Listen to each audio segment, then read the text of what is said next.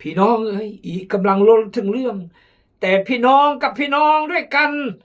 ต้องไปสู้ความกันให้คนที่บ่เชื่อตัดสินสันบ่พี่น้องต่อพี่น้องที่เชื่อพระเจ้าอย่าจะรอก่อนอย่าก็มคริสเตียนตัดสินไม่ผิดไม่เบลอไม่ลบไม่ลากไม่หลอกลวงไม่จุดเด่นเปรี้ยงเกิดกันไหนเลยอันกนอัมมคริสเตียนตัดสินโปโลเราได้รับอันเบือนคริสตจักรโครินธ์แต่นั้นนี่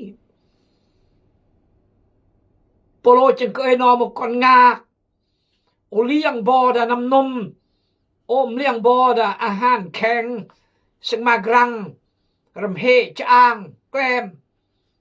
เพาะบอนองมือก่อนงาพองลองย่อหอยมาสืบเดมาสืบเดมากำราก็จลังจรอยจานโปโลสติปัญญาสโรแปลกวิชาความรู้ถือเด็กแกงหอยชีวิตเมื่อก่อนงาชีวิตเมื่อก่อนรู้ดักความเสื่อนี่คือคริสตจักรโครินธ์และก็นี่อาณาเมืองคริสตจักรแบบโครินธ์ขอพระเจ้าเมตตาขอสมัยเลยร้อยจำนวนที่อย่างรายการชีวิตกี้น้องเอาหวังขอบใจบอกกดแชร์กดไลค์และคอมเมนต์รักบ่และเองบ่ถึงจะรอดสมอดกูอินเสมอบ่สำคัญแต่มัดอีและตอนหามุมัดพระเจ้าแต่หมดแตงเสมอแตงเลือดแตงห้อยแตงถวายเกียรติพระเจ้าทำแตงและเกินดิสุภสิทธิโอโอมตังหอยตลอดชีวิตอุรับใส่พระเจ้า49 ปีโอมตังห้อยกับพระเจ้าโอมตังห้อยกับรวยโอมตังห้อยกับพรรครัฐในอำนาจกว่าอีพระเจ้าอำนาจกว่าอีรวยอำนาจกว่าอีพรรครัฐอำนาจกว่าอีแต่ตังห้อยกฎหมายแต่ตังห้อยแต่ความจริงจริงก็ต้องจริงจริงก็จริงขอพระเจ้าอวยพรเอาละจะอ่านพระยอ1 โครินธ์บท 6 ข้อ 7ที่เจ้าทั้งหลายมีคดีเกี่ยวข้องกันและกันนั้นก็เป็นการคาดสินธรรมแท้เป็นอย่างพวกเจ้าจึงบ่ทนเอาเมื่อพวกเขาเฮ็ดให้แก่ตนเป็นอย่างจึงบ่ยอมให้พวกเขาโกงตนเองก็ดีกว่าแต่พวกเจ้ายังเฮ็ดให้ต่อกันและกันและซ้อโกงกันในระหว่างพวกพี่น้องของตนน้ำเนาก็บ่แล้วคักลำคักซ้อโกงย่อปันแบ้กับแอบย่อมากำปงย่อยัดคริสตจักรโกรินโธ2,000 ปลายปีกลีเต็ม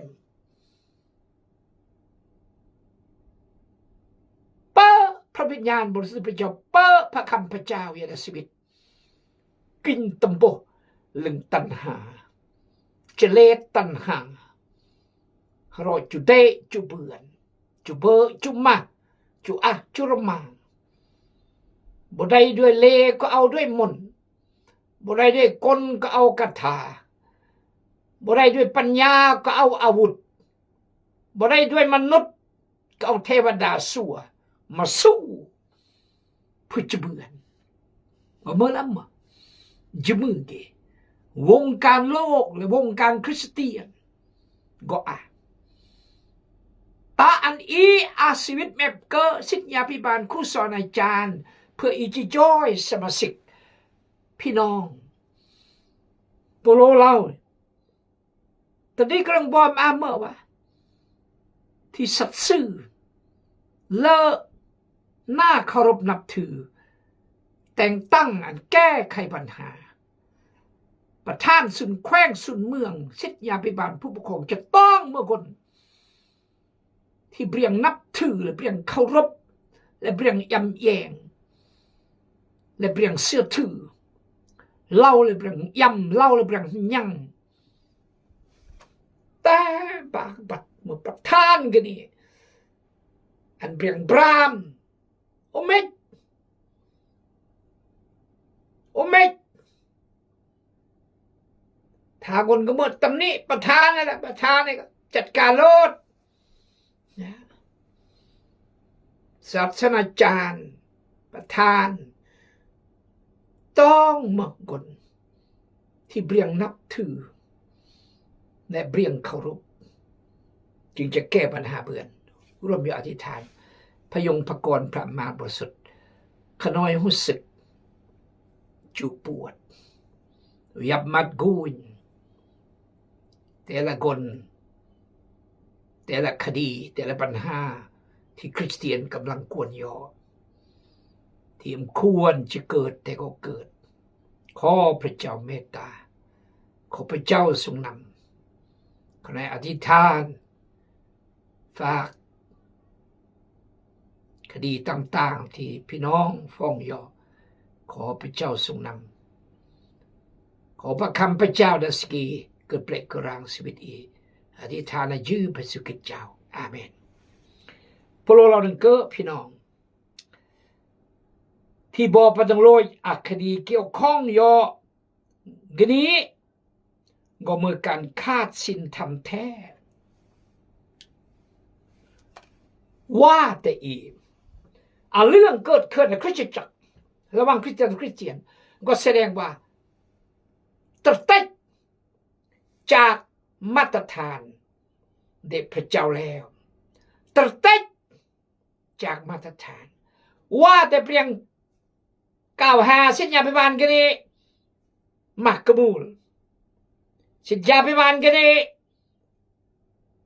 กำลังห้อยก่อนนิ่มสัญญาพิบาลกันนี้เอื้อบูชสัญญาพิบาลกันนี้ลากเบียงสัญญาพิบาลกันนี้โลภนอ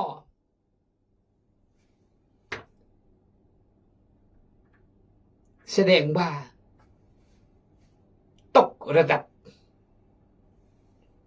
ครุกจากระดับแล้วต่างก็ไม่ปัด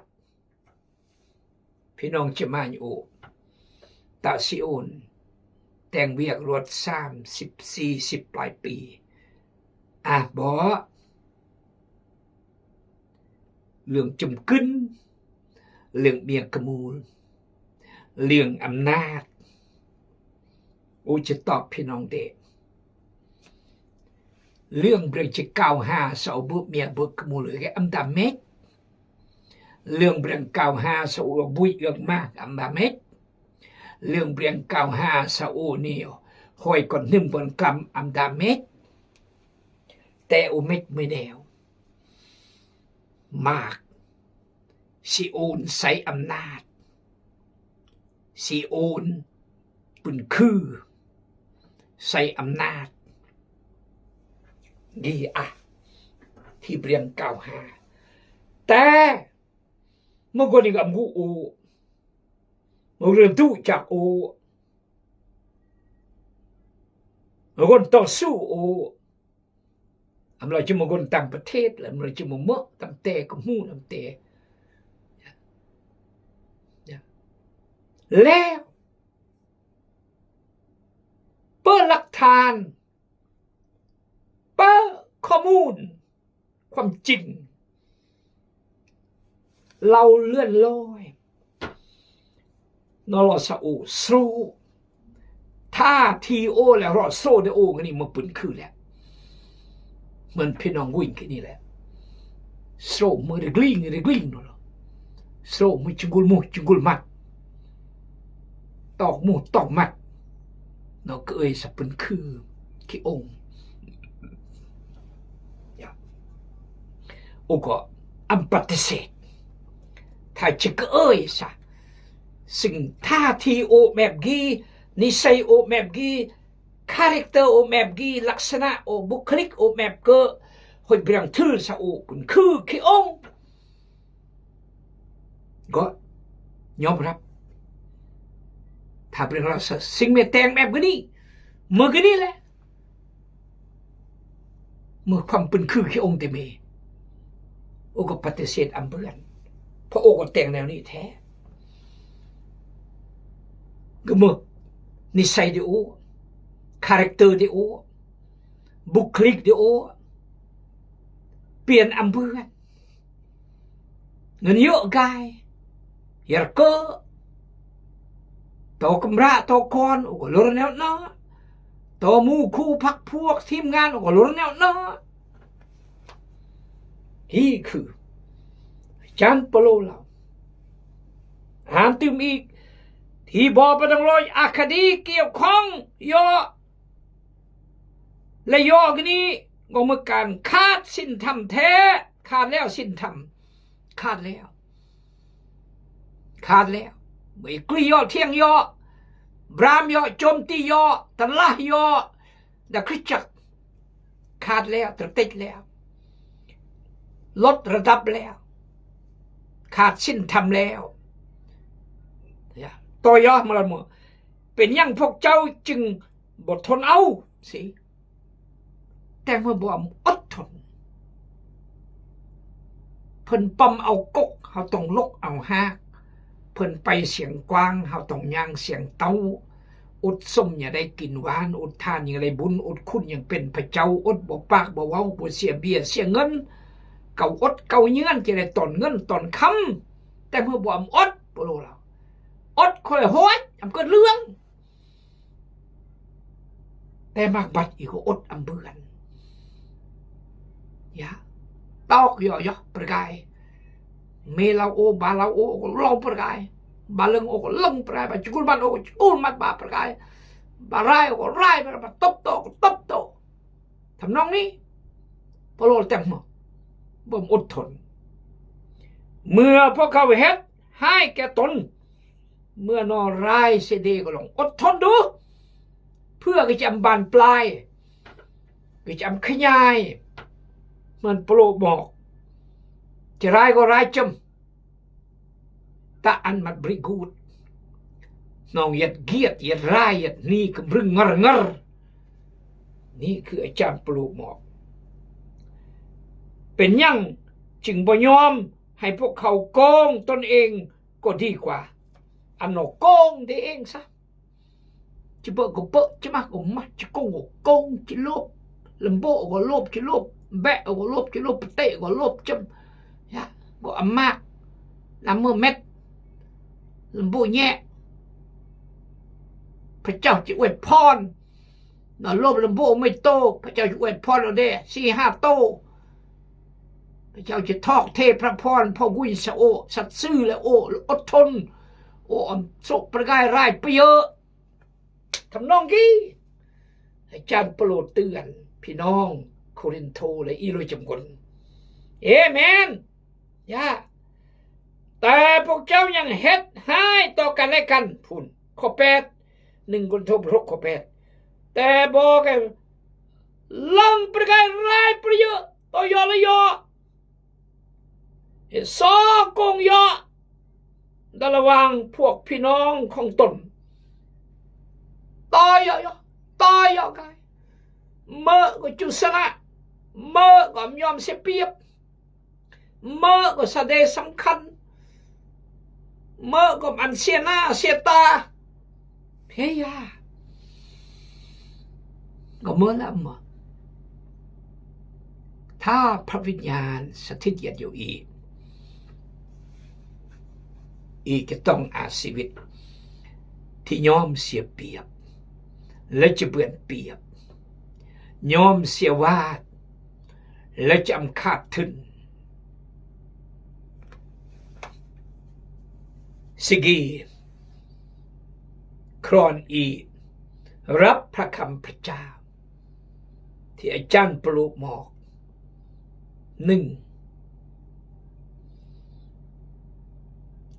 อันอีพ้องลองยอจะรอกนอเมคริสเตียนต่อยอดตะกุยยอเลย3อดทนต่อยอละยอต่อยอดมันจะเพื่อนเปรียบเด็กก็แต่แพ้เป็นพระสนะเป็นมารสุภาษิตของเรายอมแพ้ยอมเสียเปรียบเป็นพระจะชนะ เป็นมารสุภาษิตยลาวคักเริ่มคักคนก็จูสละจูแสดงสติอำนาจดีเก่งดีสำคัญต้องชนะนอเมื่อมานยัดตักเยี่ยมตาเนี่ยกันนี้แต่คนนี้ก็เล่าโอเคยอมแล้วพระเจ้ายัดพร้อมพระเยซูยอมอันยูดาติดยอมอันมหาปุโรหิตและฟาริสีและทหารโรมกรึบพระเยซูยอมอันปุโรหิตมหาปุโรหิตและปิลาตตัดสินประหารชีวิตพระเยซูยอมอันทหารโรมเดชนโดรตอกติตอกเยื่องแต่สองกังแขนตลอดนำสมอง3-4 ชั่วโมงกาจะติดเยื่องยอมทหารโรมและคนยิวกุยไปสู่ลงโอ้ยเทศนาเปลี่ยนจอยลาสโรฮานเดรจักฮานเบื่อนจอยคนลึกมัดเงินเกิดเบื่อนกาบานโตเขาจี5 ก้อนเลี้ยงคน5,000 คนอำไรจมขึ้นและคนแย่เบื่อนแต่ก็นี่จอยเรามีก็เบื่อนเมื่อขอโทษจิเสื่อจิตืมจะเร็ดเมทำนองนี่แหละในเมื่อที่จอยเราเตรียมเบื่อนโจรบางคนมวยลองทำไม่ลองเวเยอะลองเวเราทำมั้งเอ้ยเมจอยเปลี่ยนเบื่อนค่อยจอยเราเตรียมเบื่อนเทมาลิดเมอร์มือฆาตกรพันกดเม่นะมึงก็อาจารย์รับมาสยาก่อนในพระเจ้าฤทธิ์อำนาจเฮ้ยเยิ่งพรำอาครึ่งพรำอาทำนองนี้แหละเล่าแล้วก็สำเนียกเยี่ยงเพราะสนัยดับลับเรียกว่าหันนี่คือพระเยซูยอมเสียเปรียบรับยอมรับยอมพ่อก็จะชนะซึ่งก็เสียเปรียบกันนี่แล้วก็หานกันนี่3 มือก็เวลาจากหานชนะโลกนี่คือแพ้เป็นพระชนะเป็นมารขอพระเจ้าเมตตาพระเยซูเราดูกนจิกุยโอกนก็เดบเรียเก่งเถื่อโอจิกุยโอหนังสือพระนิมิตขอพระเจ้าอวยพรบุบยอมเมพระเจ้าอวยพรอย่าง2-3 รอบอาเมน